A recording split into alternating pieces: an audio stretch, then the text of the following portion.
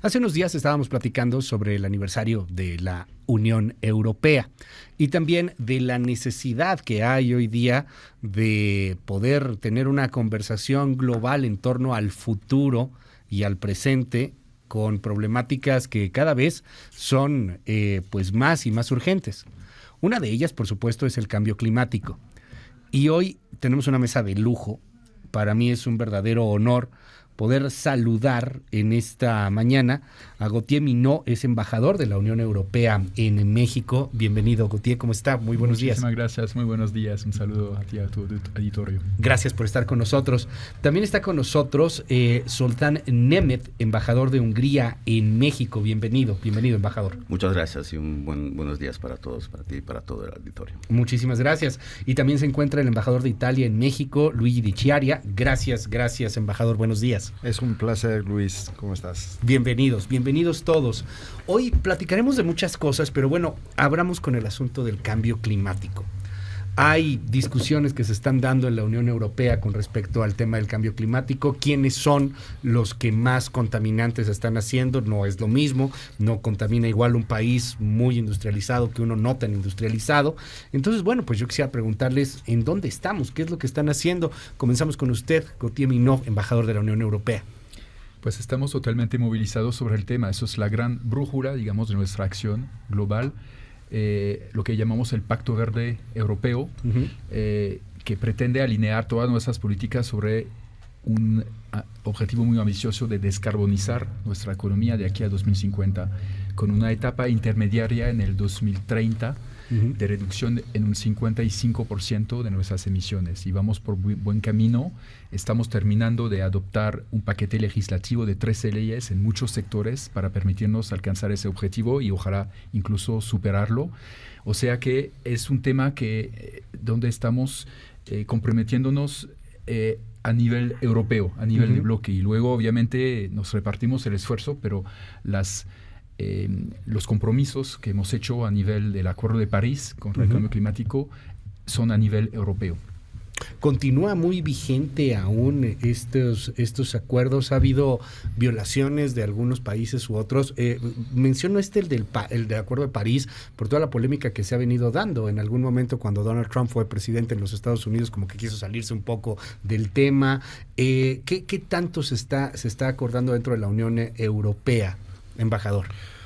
Bueno, en la Unión Europea, ¿sabes? Esto es un desafío que viene desde lejos. No es que estamos hablando de cambio climático como una prioridad momentánea. Son prácticamente desde los años 70 del siglo pasado que salieron los primeros reportes científicos que ponieron mucha alarma en la comunidad internacional. Hoy en día no es más una cuestión de confutar la base científica del cambio climático o las previsiones catastróficas acerca de las cuales estamos siendo. Y tampoco es, me parece, un problema de contestar la visión de algunos países o de algunos momentos, gobiernos. Tú citabas la administración Trump, pero ahora tenemos una administración democrática con Biden que es súper fuerte sobre cualquier tipo de política para evitar el cambio climático. Se trata simplemente de estimular más acción por parte de todos, cada uno, a la medida en la cual puede contribuir para que nuestra generación y las generaciones que vienen puedan encontrar un planeta que sea vivible y que no tenga otros desafíos globales que nacen desde el cambio climático. Dígame algo, desde Hungría, embajador, ¿cómo se está viendo esto? Porque entiendo que con todo y que hay una Unión Europea, con todo y que hay acuerdos, pues hay países que contaminan más que otros, ¿no? Tengo entendido, por ejemplo, corrígenme si me equivoco, que Alemania, Polonia, Reino Unido son los que más emisiones pues contaminantes emiten. ¿Cómo lo trabajan o cómo lo tratan países que a lo mejor contaminan menos? Bueno, yo podría decir que para Hungría la protección del mundo natural, del medio ambiente, realmente no es un eslogan, sino una misión real. Nosotros sí creemos y que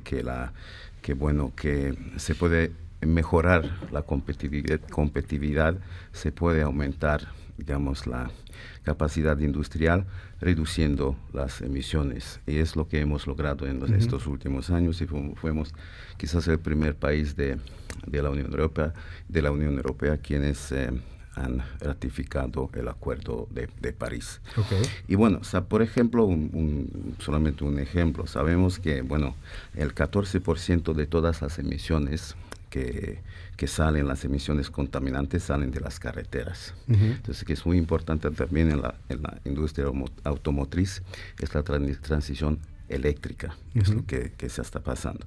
Y bueno, en Hungría hemos tomado cuenta de esta necesidad, y ahora podemos decir que somos, por ejemplo, los productores número 4 en el mundo de las baterías eléctricas para obviamente hacer esta transición. Y bueno, en nuestro país se encuentran, digamos, las grandes empresas automotrices del occidente, y también los grandes productores de baterías eléctricas del este, de los países orientales. El asunto de la contaminación en las carreteras de los automóviles es fundamental.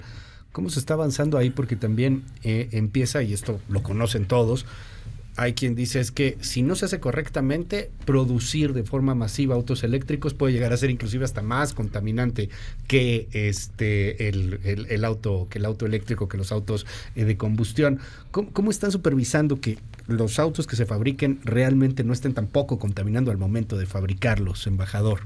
Efectivamente, para cada actividad hay que mirar el balance carbónico. Incluso construir una planta solar, por ejemplo, produce también emisiones, ¿no? Exacto. Entonces todo contamina. Pero obviamente al final del día permite ahorrar muchas emisiones en comparación con una central de combustibles fósiles, ¿no? Lo mismo vale para los vehículos eléctricos. En la Unión Europea nos hemos planteado el objetivo de eliminar de aquí a 2035 todos los vehículos con motores clásicos, lo cual va a significar, como lo decía el embajador de Hungría, una gran transición para esa industria. Por ejemplo, todas las empresas ahora que fabrican sistemas de inyección para motores, pues se van a tener que orientar hacia otras actividades. Pero es importante tener en cuenta que la lucha contra el cambio climático es un todo. Son muchísimos aspectos, políticas que hay que mover, y muchísimos actores que hay que movilizar, no solamente los gobiernos, sino toda la sociedad, para enfrentar este reto, que es un reto donde hay que actuar hoy, no mañana ni pasado mañana, sino hoy. Eso es la gran lección del último informe del Grupo Intergubernamental de Expertos sobre el Cambio Climático, que muestra que la trayectoria sobre la cual estamos es catastrófica. En realidad estamos todos violando colectivamente el Acuerdo de París, ¿no? El objetivo. Y la Unión Europea, por ejemplo, es el 8% de las emisiones globales. Ya hemos reducido mucho desde el 1990, que es el año base. Hemos reducido más de 30%. Y mientras tanto hemos crecido enormemente desde 1990. Entonces sí hemos demostrado que se puede crecer económicamente y reducir las emisiones, pero no es porque uno emite poco que no tenga que hacer el esfuerzo. Todos tenemos que hacer el esfuerzo. Y ayudar también a los otros, y es lo que hacemos de la Unión Europea. Somos líderes también en materia de financiamiento internacional de la lucha contra el cambio climático. Más o menos estamos alcanzando el cuarto del objetivo sobre el cual se han comprometido los estados más desarrollados de proveer $100 mil millones al año. Nosotros sí estamos haciendo la tarea de más de $25 mil millones cada año, pero otros no lo están haciendo, lamentablemente. A ver, díganme algo, porque esto es bien interesante. Ustedes, al final de cuentas, son representantes de sus estados y representantes de la Unión Europea. Pero una cosa son los políticos y otra cosa son los ciudadanos, ¿no? La gente que de a pie, y que tienen distintas opiniones en una zona tan diversa como Europa. Quiero preguntarle, embajador, por ejemplo, en el asunto de los autos, ¿cómo lo están tomando las industrias en particular? ¿Cómo lo toman los ciudadanos en particular? A lo mejor a algunos no les gusta mucho la idea de reducir o de vender un cambio, ¿no? Pienso en grandes marcas pues de coches que contaminan muchísimo, pero que se venden también muy bien. ¿Cómo lo está tomando la industria en particular? ¿Cómo lo toman los ciudadanos el cambiar a autos eléctricos? ¿Qué ve usted en Italia y en Europa? Yo diría que hoy en día casi la importancia de la acción política está reducida por el hecho que los mercados a nivel internacional compran más y más la causa del cambio climático y la causa de la sostenibilidad. Hoy en día una gran empresa a nivel internacional se tiene que poner un problema de imagen, no importa cuál que sea el sector, porque los consumidores son mucho más conscientes de los desafíos globales y son mucho más atentos, ¿no? Y exigentes a la hora, cuando van al mercado, a elegir un producto. Entonces, bueno, por ejemplo, en el caso que citaba Gauthier, que para 2035 prevemos un phasing out de los motores a combustión interna. Claramente hay una reacción de la industria, simplemente porque puede ser que sus planes no eran tan radicales para 2035, pero hoy en día yo creo en la industria europea nadie contesta que vamos hacia una revolución. El problema del coche eléctrico no es tanto, para volver un momentito a lo que decíamos antes, no es tanto el coche eléctrico en sí. Porque después, si tú cargas un coche eléctrico con energía producida por hidrocarburos, sí, claro. el resultado es el mismo. Entonces, detrás del coche eléctrico hay una visión de transformación de los sistemas económicos. Ya estamos dentro de una nueva revolución industrial que va a revolucionar totalmente nuestra concepción y nuestra visión del proceso productivo, de la interacción entre medio ambiente, comunidad y sistema económico. Es totalmente fascinante. Yo creo que en los próximos años nos esperan transformaciones que van a ser muy, muy, muy interesantes. ¿Cómo lo ven en Hungría? ¿2035 si llegamos a esa meta? ¿No es muy ambiciosa? Bueno, yo pienso que yo estoy muy optimista porque me parece que la industria ha tomado muy bien este movimiento y lo están haciendo muy bien, transformándose todas esas condiciones. Y también soy optimista porque veo, la generación más joven que está muy abierta, ¿no? y muy cooperativa sobre esto. Y también el modo de ver, obviamente, por ejemplo, si vemos el sector de automotriz, el modo de circular en el futuro ya será completamente diferente que nuestra generación. Por ejemplo, este concepto de car sharing está funcionando muy bien entre los jóvenes. Entonces me parece que la gente pero también una cosa que ayuda bastante, ahora que tenemos una crisis de los combustibles, que la gente paga mucho dinero para comprar gasolina. La idea de los carros eléctricos viene muy bien a mucha gente, ¿no? Porque sabiendo, si la gente todavía está también concentrada en minimizar sus gastos, la industria de coches eléctricos es quizás una vía de escapar en el futuro. Y la gente ve que se gasta menos energía, se llega, al mismo tiempo, se puede reestructurar mejor la circulación. Eso es una vía que podrá funcionar y va a funcionar en el futuro. Y son cada vez más agradables de manejar, además. No sé si ya has manejado uno. Sí, claro. Sí, pero es más son agradable. cada vez más potentes, más... y se manejan solos algunos de ellos prácticamente, ¿no? Estos famosos Tesla me parece que se manejan solos. Oiga, a ver, hablando de esto de que son más agradables y más fáciles de manejar, déjenme irme un poco por el cambio climático, pero meterme a otras vertientes. Está discutiéndose en el Parlamento Europeo, entiendo, un intento de regulación de inteligencia artificial. Y vaya que la inteligencia artificial contamina también de alguna u otra manera.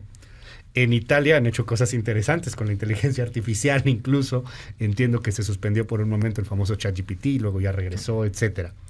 Entrando un poco con el cambio climático, pero al mismo tiempo este gran reto que enfrenta la humanidad y que está enfrentando evidentemente la Unión Europea, que va en vanguardia en varios de estos elementos, ¿cómo lo ven? ¿Qué viene en el futuro?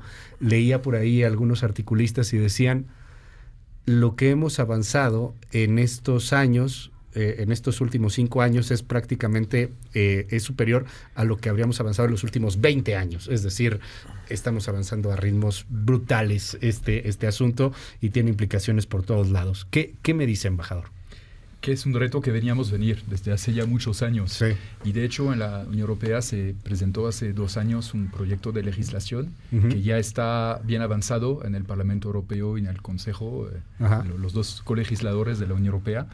¿Y qué plantea este proyecto? De categorizar los servicios de inteligencia artificial en 4 categorías. Okay. Una categoría que no plantea peligro, los juegos, por ejemplo. Otra que plantea un nivel mínimo de riesgo. Otro que presenta un nivel elevado de riesgo para los derechos de las personas. Por ejemplo, sistemas que van a servir para seleccionar candidatos para acceder a un empleo. Ya. Y otros que queremos prohibir totalmente. Por ejemplo, sistemas que van a categorizar cada individuo en función de su confiabilidad social, como ya existen algunos ¿Confiabilidad social? Sí. Como un puntaje de sociedad. Como por ejemplo, si criticas el partido en el poder, ¿no? Eres categorizado como alguien no confiable. Y entonces te va a ser más difícil acceder a la universidad, acceder a un préstamo, etc. Eso ya existe en China. Exacto. En China han tratado de hacer algo similar. Y obviamente con la inteligencia artificial hay muy grandes riesgos y este tipo de servicios claramente nos parecen ir en contra de los derechos fundamentales de la persona y los queremos prohibir. Obviamente, como decías, la tecnología avanza muy rápido, entonces obliga también a nuestros legisladores a tomar en cuenta los últimos avances para tener una legislación al fin del cuenta, la que será adoptada, que sea la más actualizada posible. ¿Qué me dice, embajador? ¿Qué están haciendo en Italia? Bueno, Italia, como tú dijiste, fue el primer y puede ser quizá el único país europeo occidental a prohibir momentáneamente por un problema de derechos, ¿no? De derechos de privacidad. De privacidad. Ahora ChatGPT se puede utilizar tranquilamente. El problema resta porque, como tú decías, el avance tecnológico es tan veloz que a veces, como ha ocurrido en el caso de la última versión de ChatGPT, cuyo resultado ha sorprendido, ha maravillado los mismos el mismo creador. Entonces es un poquito difícil. Tuvimos una charla muy interesante en el Club de Industriales con un experto italiano que ha sido el creador del primer microprocesador y de la tecnología de las pantallas táctiles.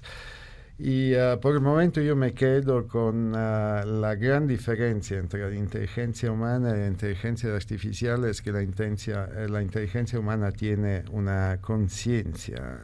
Por ejemplo, ChatGPT utiliza como banca de datos todo lo que hay en Internet. El problema es que en Internet hoy tenemos un problema de fake news que la inteligencia artificial no reconoce. Afortunadamente la conciencia humana gana todavía, pero es un problema para el futuro y creo que vamos a estar más y más ocupados en discutirlo. ¿Qué pasa en Hungría, embajador? Bueno, Hungría, tenemos ya la conciencia de que la inteligencia artificial es un digamos, podríamos decir, un fenómeno que puede llevar sus riesgos y que es una quizás si comparamos, las posibles consecuencias que puede tener, vamos a por ejemplo, la entrada en el mundo de la telefonía móvil, ¿no? Y como cuando llegó el Internet también hizo una gran revolución. Y estamos viendo que de qué es capaz la inteligencia artificial. Por ejemplo, estamos ahora en la época de los bachilleratos, ¿no? Ahora que son esta semana que se hacen los exámenes, y muchos han intentado con el ChatGPT a resolver las diferentes tareas, y es impresionante que uno puede pasar por el bachillerato, simplemente utilizar estos programas. Y entonces, bueno, eso conlleva después en el futuro sus conclusiones, que tenemos que sí ser muy atentos, y además que este es algo también que se mueve, porque no sabemos de qué será capaz de nuevo y cómo podrá transformarse todo esto en el futuro, que es bastante complicado. Sí, hay que controlarlo, tenemos unas reglas claras en su utilización, porque si no es controlado, entonces puede llevar a consecuencias todavía imprescindibles. Nos decía usted hace un momento, embajador, sobre el tema de los autos, el modo de transporte, cómo ha cambiado todo de generación en generación. Todo ha cambiado de generación en generación. Y quisiera cerrar esta mesa que se nos fue como agua, con esta pregunta en torno al futuro de la misma Unión Europea y al futuro de este planeta. Hoy nos enfrentamos a retos como el fake news, cuestionamientos inclusive en torno al mismo Estado, políticas ultra radicales, discursos de odio que crecen, problemas severos en la sociedad, una sociedad ansiosa, con depresión, con manías, etcétera. ¿Qué ven ustedes en el futuro, particularmente en la Unión Europea? ¿Cómo combatir esto? ¿Estamos preparados para hacerlo? ¿Están preparados los estados para ello? ¿O estamos llegando un poco de sorpresa? Para cerrar, no sé si alguien quiere comenzar con esto, ahora sí que para cerrar, embajador. Yo creo que es muy importante mantener la confianza, justamente, que sí hay un camino para solucionar todos esos retos que son inmensos. Y este camino es la colaboración, la cooperación entre todos los sectores, todos los países. Y pensar que sí lo podemos lograr, porque yo creo que todos esos fenómenos de radicalismo provienen de este miedo frente a esos cambios y a todos esos problemas, ¿no? Que parecen inmanejables. Entonces cada uno se refugia sobre sí mismo y obviamente eso es la mala reacción, porque no hace sino acelerar los problemas y no limitarlos. Y es un poco el mensaje que intenta pasar la Unión Europea, tanto hacia sus ciudadanos como a nivel mundial, el mensaje de que necesitamos más cooperación internacional, más multilateralismo, y un compromiso de todos y cada uno, no solamente los estados, sino los ciudadanos y cada sector de la sociedad. Gracias, es Gauthier Minot, embajador de la Unión Europea en México. Muchas gracias, embajador. Para cerrar, Luigi de Chiaria, embajador de Italia en México. Bueno, yo tengo siempre una visión muy optimista también, porque si miramos atrás, cada época tiene sus problemas, sus desafíos, sus crisis, y siempre nos salimos un poquito mejor. Quiero hacer el ejemplo de la crisis del COVID en Europa. En realidad ha reforzado los lazos de colaboración entre los países miembros de la Unión Europea. Hemos salido con un gran plan de relanzamiento económico que prevé también la transición verde, la transición digital, y que va a proyectar nuestras economías en el siglo XXI. También, por ejemplo, la actual crisis desatada por la agresión rusa a Ucrania, desde el punto de vista del cambio climático, no ha hecho nada más que acelerar y dar mucho más vigor a nuestros planes de transición verde, simplemente para ganar la autonomía energética que en este momento no tenemos, y que somos dependientes de abastecimiento externo y desde Rusia.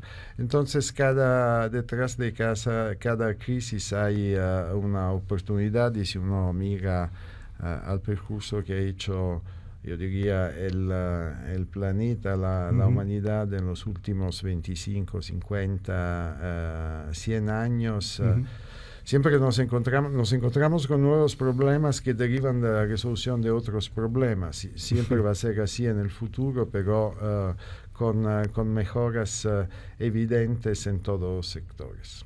Le aprecio muchísimo, embajador, que esté aquí con nosotros. Es Luigi De Chiara, embajador de Italia en México. Y cerramos, embajador Sultán Nemeth, embajador de Hungría en México. Sí, obviamente estoy en una situación difícil porque estoy totalmente de acuerdo con lo que dijo antes el embajador, los dos embajadores, el embajador de la Unión Europea y de Italia.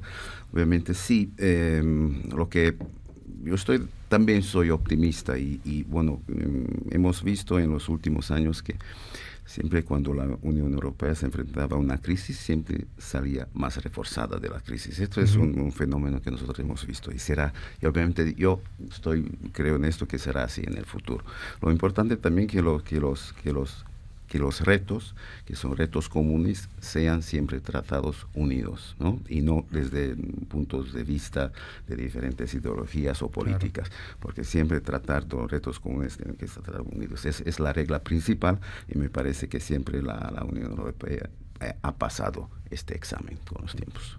Muchas gracias, embajadores. De verdad, se nos quedan muchas cosas en el tintero. Ojalá podamos hacer más mesas con un poco más de tiempo, pero les aprecio muchísimo, muchísimo que hayan estado aquí con nosotros esta mañana. Mil gracias.